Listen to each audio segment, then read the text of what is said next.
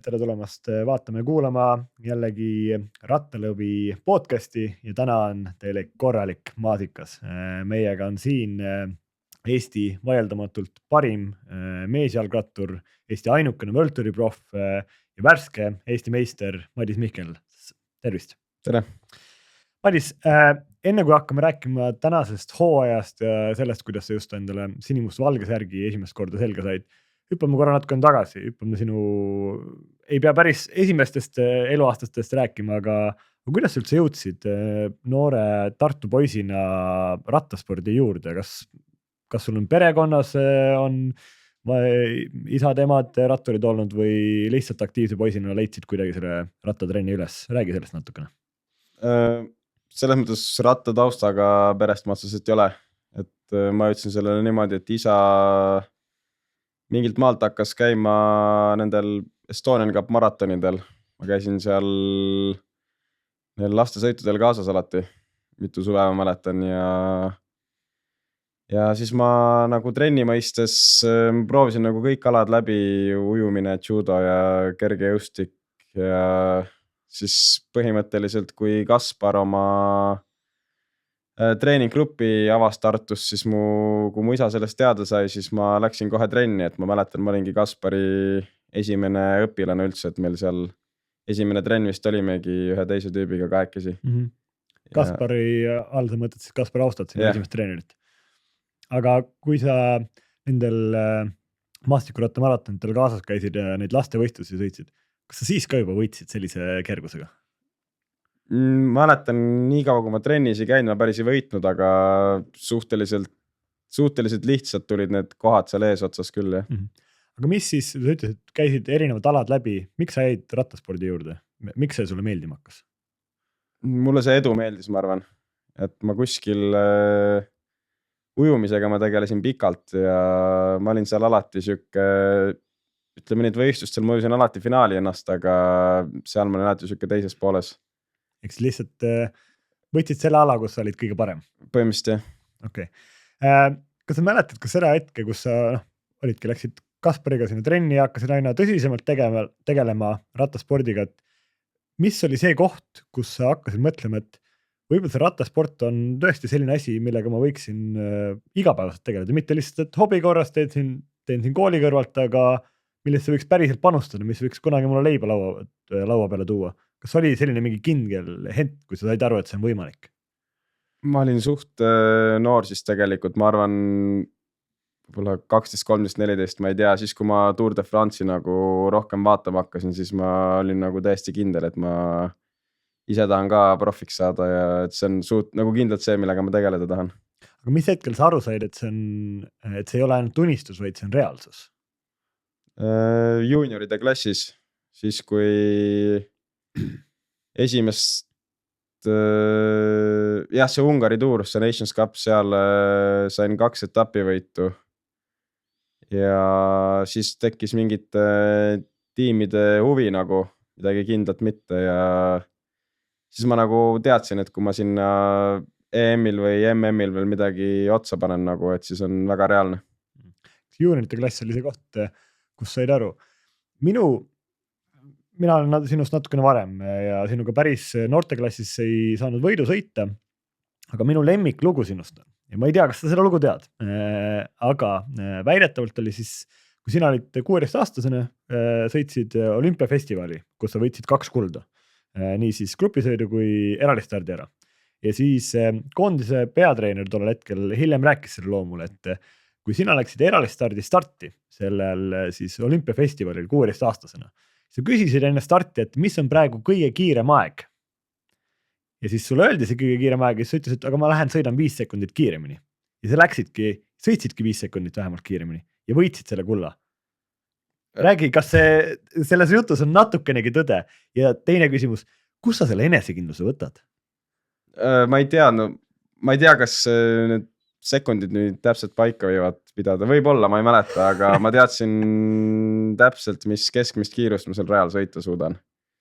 Ja siis ma võisin aimata küll, et ma natuke kiirem olen.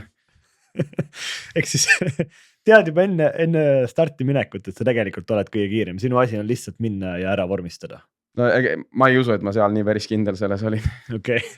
Aga ega sinu konkurendid ka nii Eestist ja kõik treenerid, kellega sa oled koostöönud vähemalt Eesti tasemel, on rääkinud, et sinus on see X-faktor olemas, mitte ainult, et sa oled nii-öelda kindlasti selle põlvkonna kõige talendikam Eesti jalgrattur, aga sinus on ka tõesti see enesekindlus, see selline võitluslik nagu tahe, et sa ei anna kunagi alla.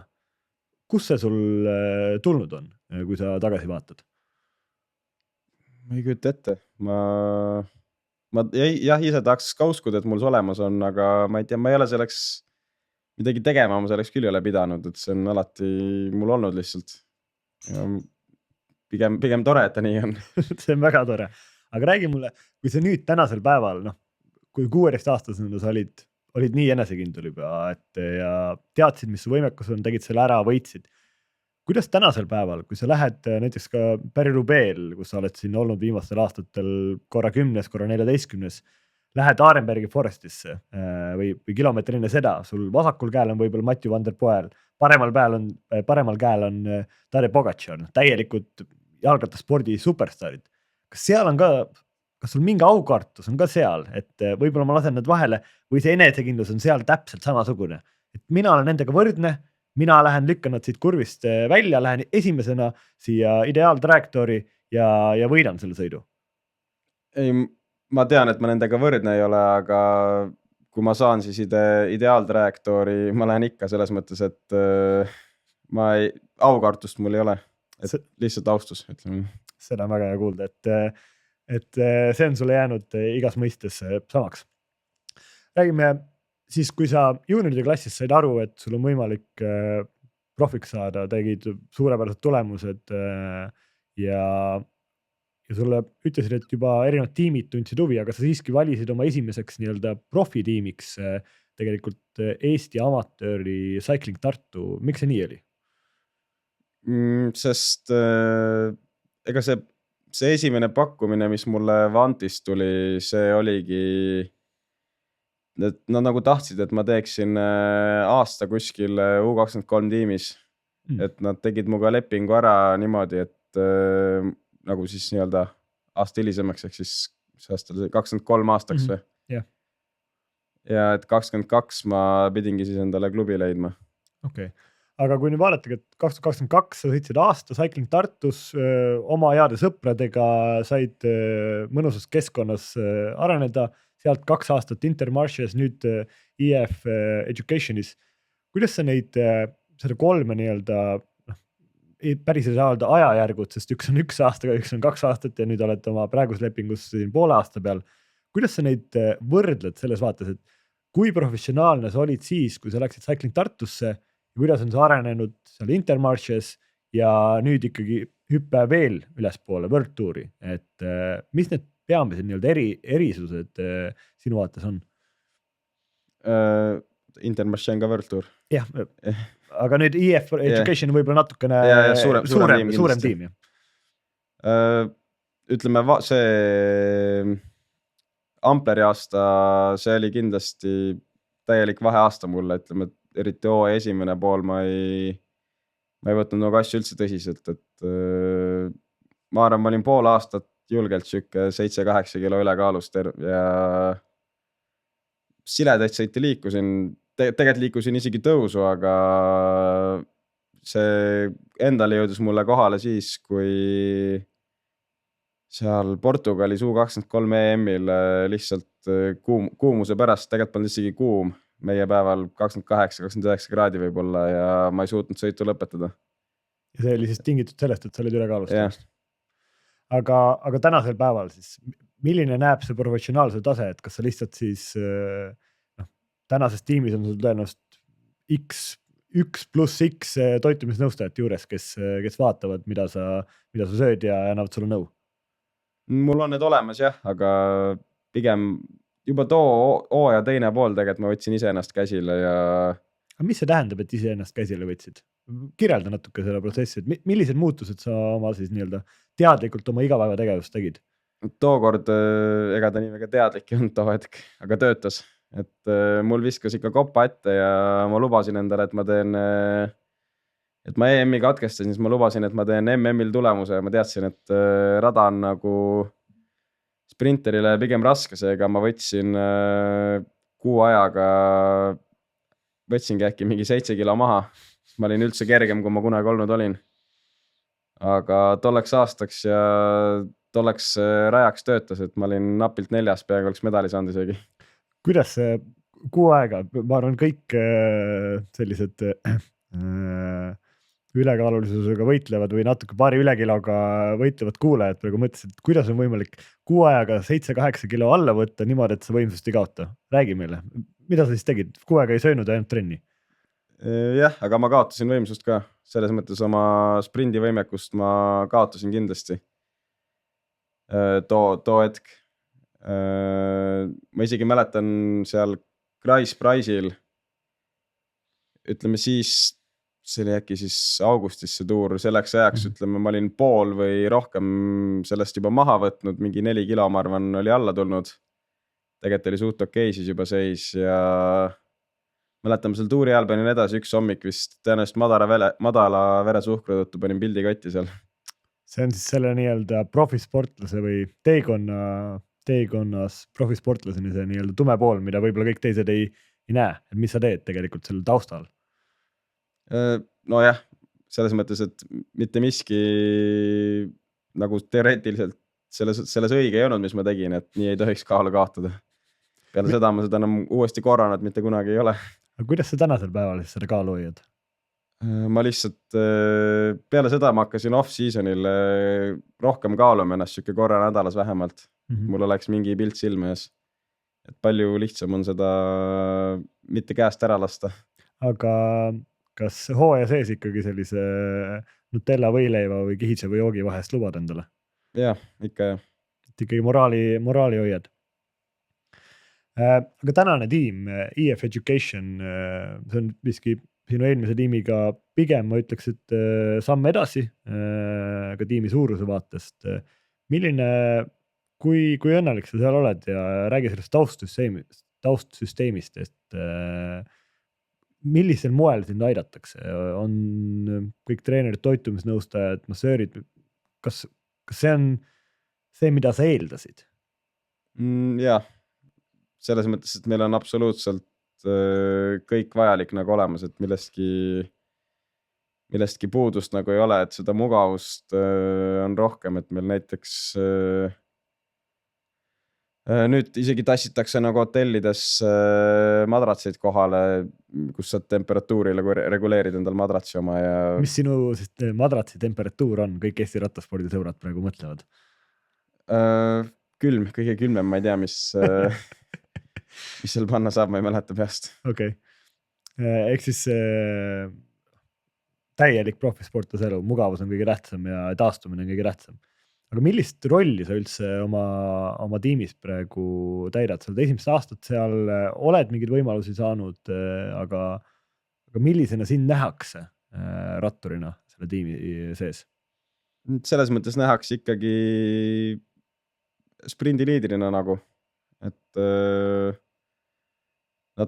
kui nad mind palkasid, nad teadsid, et neil ei ole nii-öelda puhast lead-out rongi seal meeskonnas ja sellepärast nad ei tahtnud ka täiesti puhast sprinterit. Et nad tahtsidki mind, kes nagu mingil määral raskeid sõite võib-olla üle elab ja finišites ise hakkama saab, kui vaja. Kuhu poole sa ise nii-öelda ratturina tahaksid liikuda, et sa oled võib-olla selline kõrvalt vaadates, sa oledki sellise tippsprinteri ja sellise klassiku vahepealne rattur, et sa ei ole päris Jasper Philipsen, aga sa ei ole ka päris Matthew van der Poel võib-olla. Kuhu poole sa ise tahaksid liikuda, kas rohkem need suured sprindietapid või sellised rasked võidusõidud, kus tuleb maksimum 10-20 meest finišis koos? No ma ütleks, Jasper Philipsen on ka muidugi jah. Selles mõttes väga kõva klassikute vend ka. Võtame siis Jonathan Milani ja Matthew van der Poeli vahel. See on õiglane hinnang? Pigem isegi Tim Merlier näiteks. Ta nagu minul üllatavalt tõusu nagu vapsi ei liigu. Kuigi me kehaehitused nagu paistame tegelikult suht sarnased nagu. Aga kuhu poole sa ise liikuda tahaksid? Rohkem täisprinteri juurde või rohkem sellise klassikuratturi? selles mõttes ikkagi klassiku ratturi juurde, et jumala palju on klassikuid ka, mis lõppevad mingit sorti pundi finišiga. Et ma arvan, see on mu tugevam külg tegelikult. Aga klassikutes sa oledki tegelikult ju ennast kõige paremini tõestanud ka, kui võib nii öelda, et tõesti Rubeel korra 10. eelmine aasta siis muidugi Euroopa meistrivõistlustel pronks, aga muidu oled ka võitnud, eks ju, tegelikult Saksa tuuril etappi. Mis sa ise tagasi vaatad nüüd oma küll üsna lühikesele, aga juba väga edukale karjäärile, mis on selline kõige emotsionaalselt tähtsaim võit sinu jaoks? Või saavutus? Võib-olla ta ei pea isegi võit olema, aga just saavutuse poolest. Ma arvan Roubaix 10. koht isegi. Või siis tegelikult ma arvan see hetke emotsioon Saksa tuuri etapp isegi, see oli mul esimene siuke kõrgema kategooria võit. Et ma olin Eesti tuuri ka varem võitnud, aga see Saksa tuur jah tundus kuidagi nagu rohkem profivõit olevat kui see Eesti tuur. No kindlasti Saksa tuuril oli oluliselt rohkem nii-öelda igapäevased profisõitjad, World Touri mehi oli seal rohkem peal. Aga see pronksmedal Euroopa meistrivõistlustel, seda sa ei hinda nii kõrgelt. Kas see on see, et kuna see ei olnud võit? See ei olnud võit, jah. Ma arvan, et see vastus tegelikult nagu ütleb sinu kohta väga palju, et see 3. koht tiitlivõistlustel tore küll, aga see ei ole võit, et sinu jaoks on ikkagi ainult võidud tähtsad. Ja, no selle poole ma nagu tahaks liikuda kogu aeg, et ikkagi võita. Kui nüüd vaadata järgmiste aastate peale, et mis see sinu isiklikud eesmärgid on sellise, kogu aeg räägitakse, mis sinu 5 aasta plaan on, eks ju. Inimesed, sinu vanused noored mõtlevad, eks ju, et mis tema järgmise 5 aasta plaan on. Mis sinu see 5 aasta plaan on, et kas suurtuuri etapivõit on sinu vaates sulle hetkel pigem unistus või lihtsalt reaalsus siin 5 aasta jooksul? Ta natuke mõlemad seal kahe vahepeal, ma arvan, et ma ei taha uskuda, et see võimatu on, ma arvan, et mul on see võimekus olemas või siis tuleb lähiaastatel. Aga jah, ma samas saan aru, kui raske see tegelikult on. Aga suurtuuri etapivõit või klassiku poodium? Sõltub, mis suurtuuri ja mis klassiku. No paneme siis kõige realistlikult, võtame Giro etapivõit versus Roubaix 3. koht. Roubaix 3. koht. Kas, aga siis isiklik eesmärkid ongi see aasta, mis su selle aasta eesmärk on? Nüüd jäänud hooajas? Mul tuleb päris palju häid sõite, kus tekib suht palju võimalusi, et ma loodan ära võita midagi. See ongi ainuke eesmärk. Otseselt ei ole nagu ära märgistanud täpselt mis või kus, aga need võimalusi on ja ükskõik milline, kui neist õnnestuks, siis ma oleks väga rahul. Tahaksid lihtsalt hooaega, kus oleks vähemalt üks profivõit. Jah. Aga sa rääkisid ka sellest, et kuidas sa off-seasonil nüüd oled natukene professionaalsemaks muutunud, kaalud ennast, aga et tõenäoliselt ka sellepärast, et hoida off-seasonit on sulle väga vaja, et vaimset tervist hoida. Kuidas sa muidu taastud? Mida sa kõrvalt, rattaspordi kõrval teed, et ennast hoida pea korras hoida? Vaatad rattasõitu või teed midagi muud? Sõltub, kui kevadeti isegi, ütleme nii, kui see oli klassikute periood ja ise nagu igal sõidul peal ei ole, siis ma vaatasin rattasõitu, aga enda võistluste vahele nagu, aga muidu mitte. Nüüd Tour de France'i ma kindlasti hakkan vaatama selles mõttes. See on siis vastus sellele minu hilisemale küsimusele, et see aasta see Tour de France'ile ei lähe? Ei lähe kahjuks, jah. Oled kurb ka? Natuke olen pettunud, et siin suur variant oli, aga lõpuks tiim tegi teise otsuse.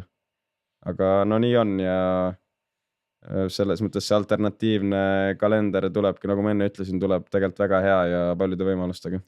Kas sa näed, et sa oleksid valmis olnud Turgis? Jah, selles mõttes selleks ma valmistusin, et ma olin nagu long listis olevate ratturite seas ja ütleme kõik, kes seal listis olid, need nagu ajasid ennast tuuriks valmis. Aga nii füüsiliselt, aga ka mentaalselt oleksid selleks karusselliks valmis, sest hästi paljud profisportlased või profiratturid on rääkinud, et kõik muu tuuri kõrval kahvatub, et see ikkagi melu, mis seal kõrval on seda ei anna mitte ühegi teise võidusõiduga võrrelda ja see selline ka kõige nii-öelda kogenenutel ratturitel tuleb stardis ikkagi närv sisse. Kas sulle selline melu meeldiks? Ma saaksin sellega kindlasti hakkama, jah. Ma sellepärast ei oleks muretsenud kindlasti. Aga mida see ikkagi, kui sul on puhkepäev, kas sina oled selline rattur, kes puhkepäeval pigem teeb siukse tunnise kohviraidi või päriselt puhkab? Nii ja naa. Sõltub, mis ilm on, sõltub, kui väsinud ma olen, kui igav mul hakkab kodus. Aga mida sa igavuse peletuseks kodus teed? Mängid arvutimänge või loed raamatut või käid golfi mängimas? Mis sinu hobi on? Ma hakkasin see aasta Fortnite'i jälle räigelt mängima PlayStationis.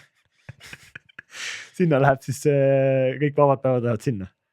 Suht tihti, jah. Kas see võtab ka öötunde ära või oled seal ikkagi professionaalne? Ei, enam nii väga mitte. Mäletan, kui ma noorem olin, äkki 14-15, siis oli mul siuke rutiin, et ma läksin hommikul trenni, tegin trenni ära, kohe mängima. Umbes ma arvan 2-3 öösel. Magasin natuke hommikul trenni ja siuke oli üks terve mu suvi. Vaata, see on sinu edu saladus, Fortnite ja trenn, väga suurepärane. Seda on hea kuulda. Aga kas sa oled natuke, kas sul on mingid oma rituaalid? Räägi lahti, et kui on võistluspäeva hommik, väga tähtis võistlus, ütleme, Paris-Roubaix hommik, on sul mingi kindel tegevus, mida sa teed? Kas sa oled see rattur, kes peab võistlusnumbri panema võistluspäeva hommikul, kuna see viib sind rutiini sisse või sa teed seda eelmisel päeval? On sul mingi kindel tegevus, mida sa siis enne sellist tähtsat võistlust hommikul teed? Kuulad mingit kindlat muusikat või räägid kellegagi kindlalt või on sul mingi selline rituaal endale ennast viia nii-öelda võistluse sisse või iga päev on erinev? Iga päev on erinev, midagi kindlat ei ole. Numbritega nagu ka ütleme, kui TS toob õhtu varem, ma ise Aaknaelu kunagi kaasas ei kanna, et kui ta Aaknaelet ka toob, siis ma panen nad õhtu varem peale, aga kui sa number 13 saad, mis teed sellega? Ühe korra ma olen ühe korra elus saanud, siis ei läinud hästi. Ma panin tagurpidi selle, siis nüüd ma paneks õiget pidi varem. Nüüd paneksid õiget pidi, okei. Aga eraldi stardiks valmistud puki peal? Klapid on korras? Ei, ma ei valmistugi eraldi stardiks. Mida see tähendab? Kuidas see võimalik on? Selles mõttes, et kõik mu viimased eraldi stardid, kus siis Grand Touridel või mingid tuuri etapid on olnud nagu puhkepäevadena minu jaoks. Et ma enamustel nendest ei ole isegi puki peale läinud, et ma olen otsa stardi puki peale läinud ja Zone 3 sõitnud lihtsalt. See on, ma pean vaatama su tulemused üle, et mis tulemused sa oled saanud tänu sellele, et sa oled lihtsalt Zone 3-s olnud. Tõenäoliselt paremad kui ükski teine eestlane võiks soovida. Ei, ikka Girol ma mäletan, keskmised vatid olid seal 300 pluss midagi, 330 äkki. Siis, no see on ikka kõvasti teises pooles protokollis. Aga sa 2 päeva tagasi võitsid oma esimese Eesti meistritiitli täiskasvanute grupisõidus. Kui tähtis see võit sul oli?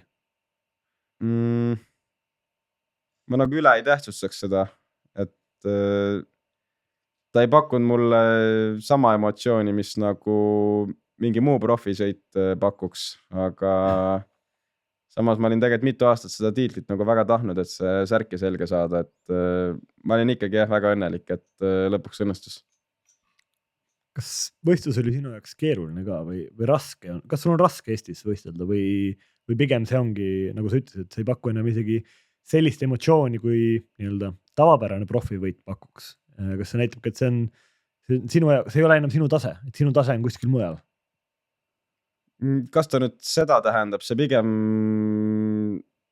tähendab, ma arvan, meie riigi nagu üldist taset, et ma arvan, kui ma oleks belglane ja ma Belgia meistriks tuleks, siis see oleks ikkagi üks nagu põhivõistlustest iga aasta.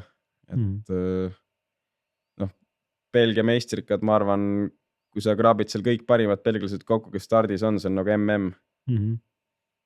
et see tasemevahe on nii räige, kus sa nagu võidad siis.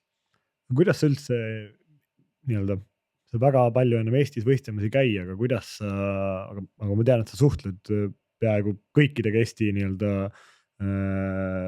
teiste rattaproffide või amatööridega, kes on natukenegi lootust andnud, et kuidas sa hindad seda tänast Eesti rattaspordi olukorda? Kas sinu sarnaseid poisse ja tüdrukuid tundub, et tuleb või ongi sul tunne, et sa oledki üksik hobune kuskil kaugel metsas ja siis on tükk tühja maad? Jungadest ma nägin seal Saksa tuuril, ma lood need nimed kogu aeg sassi, aga keegi oli Saksa tuuril seal äkki poodiumil etapil Üldi 4 ja ma Pro Cycling Statsist vaatasin, ta mingil tuuril oli veel nüüd poodiumil. Ma arvan, kes oli Puuraid või Tammepu? Puuraid peaks olla. Puuraid. Ta paistab nagu väga kõva klassiku tüüpi rattur olevat tegelikult. Ja Roni kindlasti. Mäeoibo oli räigelt kõva estikatel. Ma ei usu, et päris nagu nulliring on. Ja tegelikult on ju meil ka profitiim Eestis olemas hetkel. See, kus sina oma tuuletiibadesse said Cycling Tartut riikliku järelkasvu tiimi hetkel ei ole. Kas sa näed, et sellise asja peaks tagasi olema ja seda oleks vaja, et sinusugused mehed üles leida ja neile järgmine samm anda? Ma arvan, jah, seda oleks vaja, aga samas on keeruline nagu, ütleme nii, see peaks ikkagi hea tiim olema. Et nüüd, kui keegi seal, ütleme Eesti jungadest näiteks peaks nagu mingi meeletu arenguhüppe tegema, järsku räigelt kõvasid tulemusi tegema, siis ega Eesti nagu kontinentaaltiimil oleks ka teda juba raske saada, et ta võetakse nagu eest ära selles mõttes. Kuidas sa üldse seda kõrvalt vaatad, et siin suurtiimid juba teevadki, kui tegelikult peaaegu tehti sinuga, teevad lepinguid juuniori noorematega või M16 ratturitega, et 3 aasta pärast sa tuled meile. Kuidas sa vaatad, kas see on natuke liiga vara tiimide vaatest või ongi see, kuhu rattasport liigub? Nii ja naa, selles mõttes UAE on tänu sellele nagu räiget talent endale saanud. Et neil on muidugi raha ka, et nad otsivad need talendid varakult üles, võtavad riski. Võib-olla hävivad, võib-olla mitte. Ja kui ei hävi, siis neil on alati raha, et kohe suur leping lauale lüüa ja ongi tegelikult asi kindlustatud põhimõtteliselt nagu. Aga kui vaadata tagasi, kui meie hea sõber tuttav Jaan Kirsipuu sai kunagi profiks, siis ta sai üsna hilja profiks tänases mõistes. Ta oli sinust päris mitu aastat vanem, kui ta oma esimese profilepingu sai. Kas sa näed, et kuna sina said ka ikkagi väga varakult profiks, kui pikaks sa oma karjääri näed? Sinu endine tiimikaaslane Rein Taaremäe on seal 40-ndates juba pea 20 aastat seal karussellis olnud. Kas sa näed, et sa suudad seda taset hoida nii kaua? Rein ka tegelikult, Rein sai ka suht vara profiks minu arust. Võib-olla siis aasta hiljem kui mina. Ja ta vist pani 17 aastat siis World Touri ja Pro Conti klubides. Eks ma ei tea, ma arvan, ma lihtsalt vaataks seda asja tunde järgi siis, kui nagu ära vajuma hakkan ja seda motivatsiooni võib-olla siis sellepärast enam ei ole, siis on kõige aeg lõpetada. Kui palju sa näed, et sul endal sellist kasvupotentsiaali ratturina on? Et kui palju neid nurki sa näed, mida sa veel suudad ära lihvida siin järgnevatel aastatel? See aasta, tegelikult viimased 3 aastat mul on, ütleme, numbriliselt kõik testid siis sõltuvalt testist vähemalt 10 vatti nagu aastas juurde tulnud mulle. Ja kestvus ka pikkadel sõitudel on, seda ma reaalselt märkasin see aasta esimest korda, et see on nagu paremaks läinud.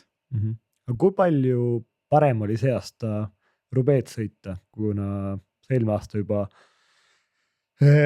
aasta juba oli top 10 all? Ütleme nii, et väga palju parem.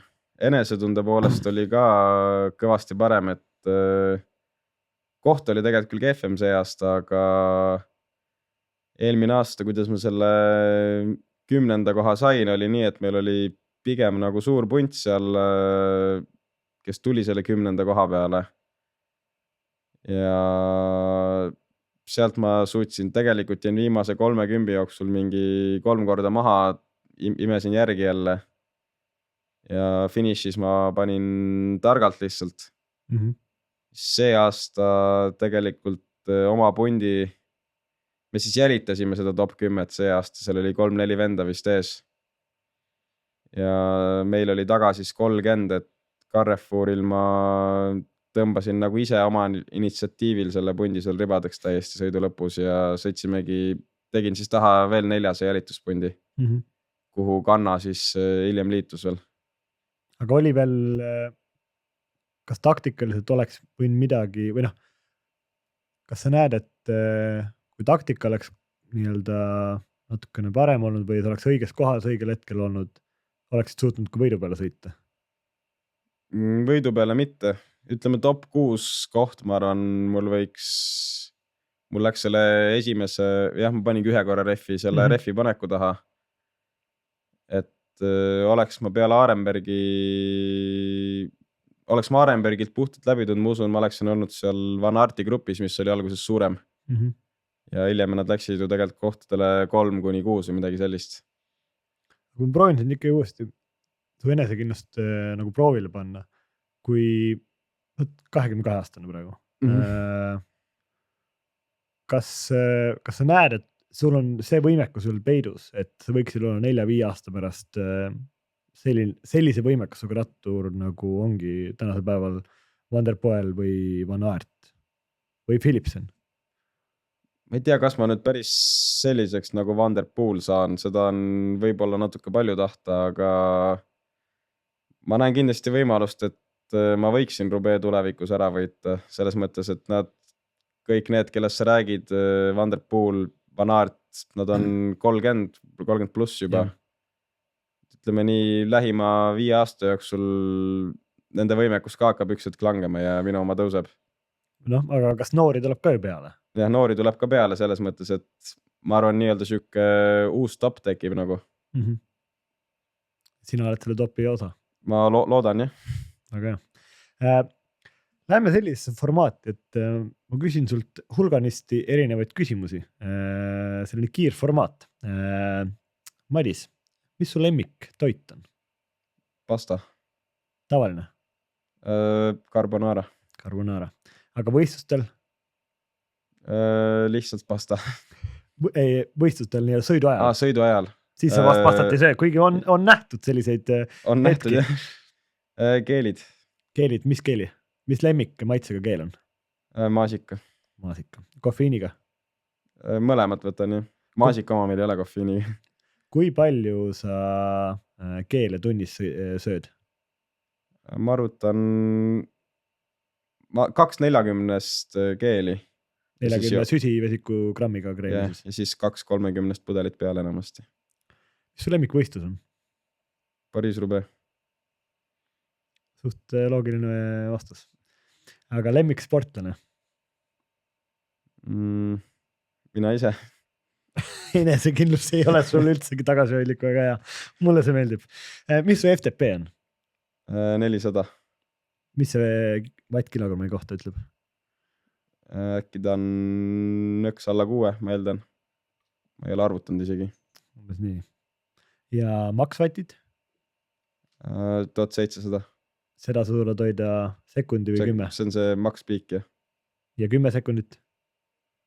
Mis ma see aasta äkki natuke alla 1500. See on võimas.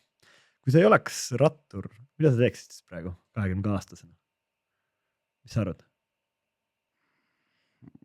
Ei kujuta reaalselt ette. Mida sa siis tahaksid teha, kui sul ratturi karjäär on lõppenud ja kodus on 3 rubee kivi seina peal?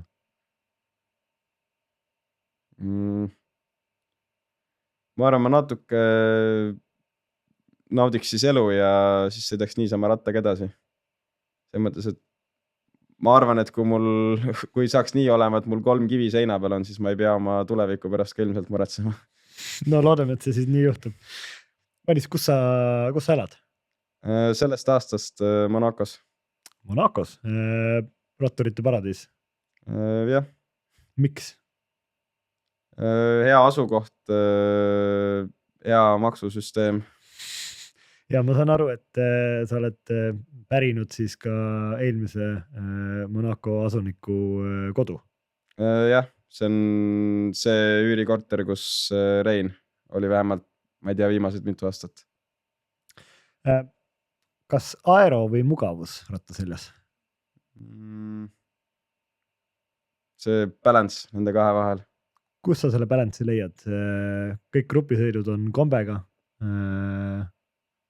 või millist aero benefit'i sa ei ole nõus siis võtma?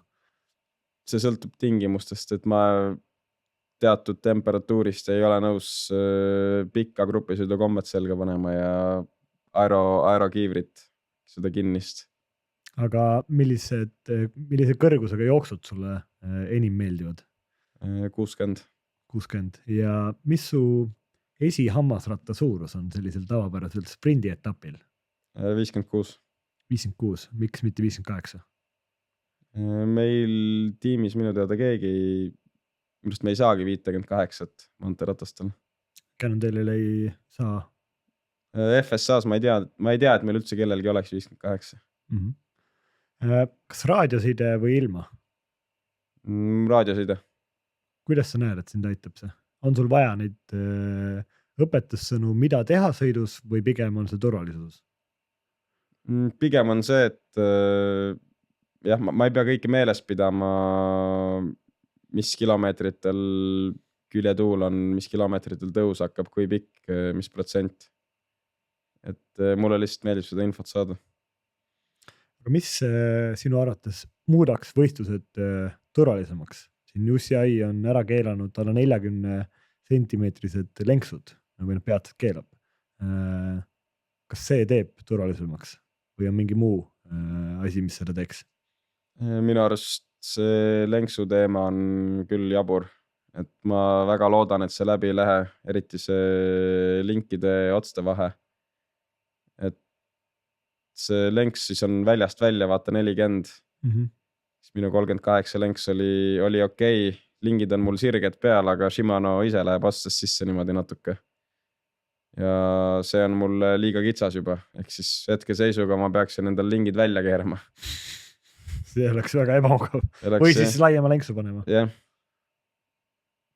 Aga mis muudaks sinu arvates siis turvalisemaks sellist rattasporti? Kas see, kui sinu head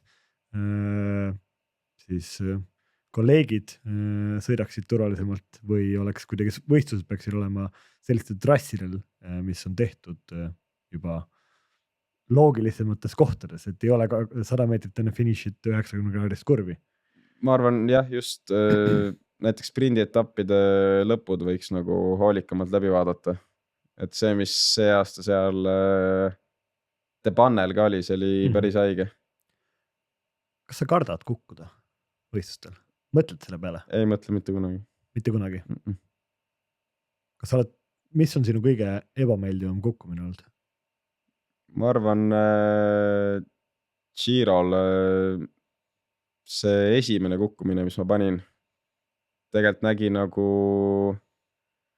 suht lamp välja, kurvis lihtsalt libises alt ära ja natuke mööda asfaltit, aga see oli nagu kõige valusam, et seal tõmbas kogu külje maha kuidagi. Aga sa siiski lõpetasid selle etapi ja kogu Giro? Jah, ma suutsin veel 2 korda veel kukkuda sinna otsa. Kas sa korra ikkagi mõtlesid, et äkki roniks maha ja hoiaks ennast? Jaa, mul läksid seal natuke haavad põletikku mingist päevast alates ja üks päev oli palavik.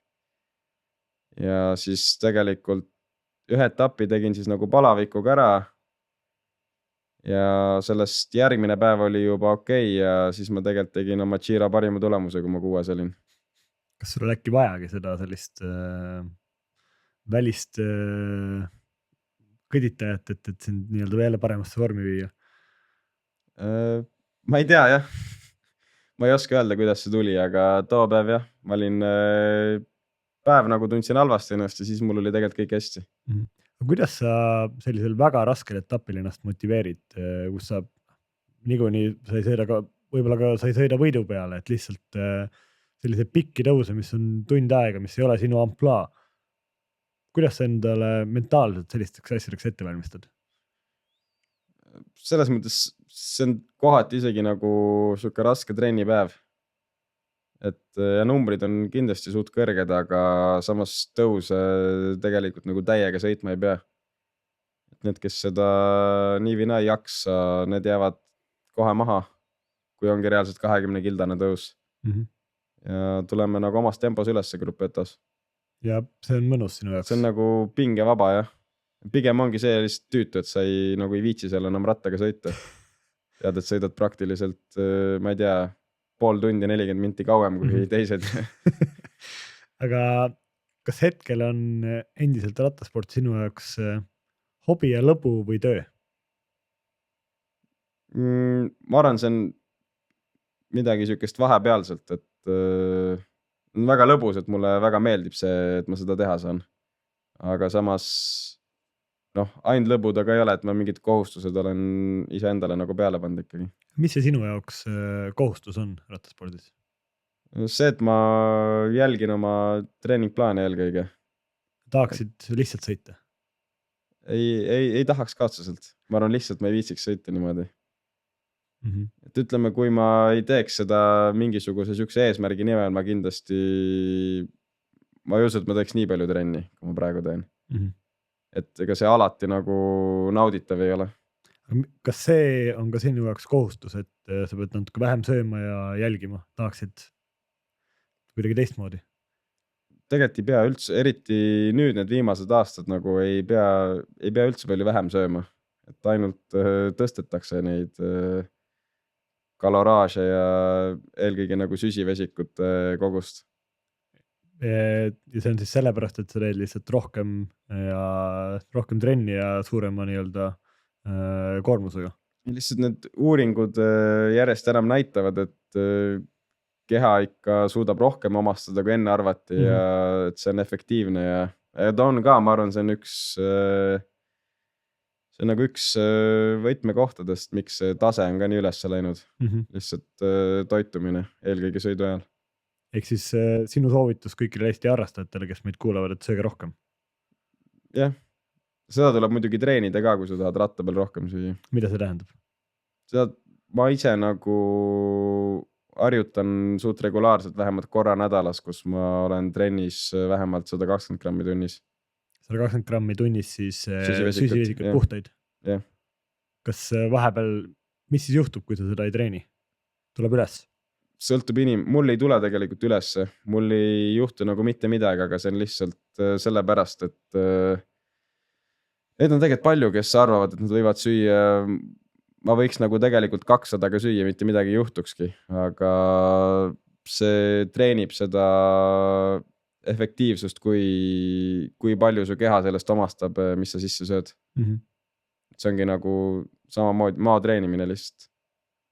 See on mida kõike ei pea tegema profisportlasena. Kui palju sa aastas rattaga sõidad kilometraaži mõistes? See aasta, kui palju planeeritud on tulema või kui palju eelmine aasta tuli? Eelmine aasta tuli planeeritud, mul ei ole kunagi midagi niimoodi kilometraaži mõistes, tundide mõttes ka tegelikult mitte. Äkki tuli 20, mäletan, mul jäi 100 kilti veel 31. detsember puudu 30 000. Kas tegid täis? Ei teinud. Sul ei ole seda, et kui jõuad 99 kilometriga kodu ukse ette, siis teed kilometri ümber maja? Ei, ma mäletan, ma mõtlesin, et ma teen treener oli pannud mulle tegelikult 3 tundi äkki tolleks päevaks mingi VO2 harjutustega, aga mul oli jõhkralt kehv tunne too päev. Lõigud juba jätsin poolikuks ja siis ma ei viitsinud seda ekstra 3 tundiga veel tegema minna. Kui palju seda on sul, et sa ei viitsi trenni minna? Ei, mitte kunagi selles mõttes. Millal me see aasta see Tour de France'il ei näe, Madis? Mis aastal me näeme sind seal? Ma loodan, et järgmine. Ja mis aasta esimene etapivõit tuleb? Ma loodan, et järgmine. Väga hea. Aitäh sulle, Madis, ma rohkem sind ei kiusa. Minul oli väga huvitav. Ma loodan, et ka teil, kuulajatel, saite palju meie Eesti esiprofi kohta teada. Ja jälgige Rattalõvi podcasti ja äkki sul on veel mingi viimane soovitus Eesti harrastajatele või pigem äkki nendele noortele 12-13 aastastele poistele tüdrukutele, kes mõtleksid, et kuidas sinusuguseks saada. Mis sa neile soovitad? Lihtsalt nautige seda, mis te teete ja tehke piisavalt, aga mitte üle. Nautige nii kaua, kuni läbi lööte. Jah. Väga õige. Edu sulle, Madis, selle loo ajal ja kogu karjääris ja hoiame sulle pöialt. Aitäh.